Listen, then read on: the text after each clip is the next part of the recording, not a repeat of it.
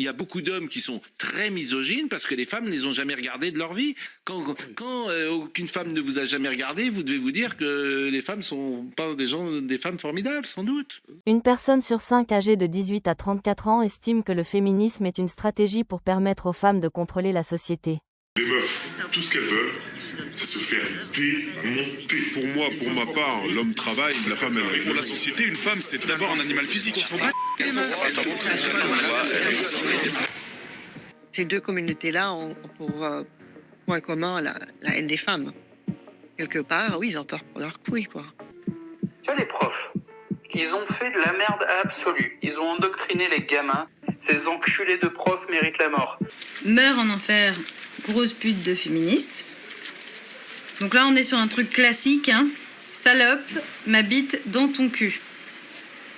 Vive le cyberharcèlement, si ça peut permettre à cette chose de disparaître. Clairement, au départ, on est sur un masculiniste d'extrême droite. Plutôt des jeunes, plutôt des blancs, plutôt pro-Zemmour. Némésis, le collectif qui veut faire croire qu'on peut être d'extrême droite et féministe. Le dimanche 7 avril dernier, 2 militantes du collectif Némésis s'incrustaient au carnaval de Besançon. Elles brandissaient des pancartes racistes liant l'immigration aux viols commis en France. L'une en soutien, plusieurs élus du Rassemblement national ont sorti les mêmes pancartes en pleine séance du conseil régional. Le vote des femmes pour l'extrême droite a augmenté ces dernières années. C'est très préoccupant. L'idéologie de l'extrême droite concernant les femmes, véhiculée parcimonieusement jusque sur les plateaux de CNews, est profondément antiféministe. Derrière les discours lissés de Pascal Praud se cachent des militants qui œuvrent chaque jour à enrôler des jeunes hommes pour détruire le féminisme et faire taire les femmes. L'anti-wokisme affiché par l'extrême droite s'en prend même aux enseignants accusés d'appliquer des programmes visant à réduire les inégalités entre les hommes et les femmes. L'association des parents vigilants soutenue par Reconquête et Zemmour pratique parfois une forme de harcèlement envers les enseignants qui appliquent les programmes.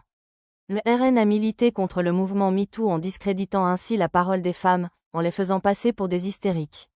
Le RN était contre l'inscription du droit à l'IVG dans la Constitution, le RN était contre la loi pour le consentement. Il s'est d'ailleurs abstenu lors des votes. L'extrême droite a défendu Depardieu bec et ongles malgré toutes les preuves et les accusations. Les rares fois où le RN défend une pseudo-position féministe, c'est pour s'en prendre aux migrants en soutenant le groupe Némésis. À toutes les femmes, pensez à ça au moment de mettre un bulletin dans l'urne. Pensez à la société que vous pourriez laisser à vos filles. Dans bien des pays occidentaux, les droits des femmes régressent. Rien n'est jamais acquis.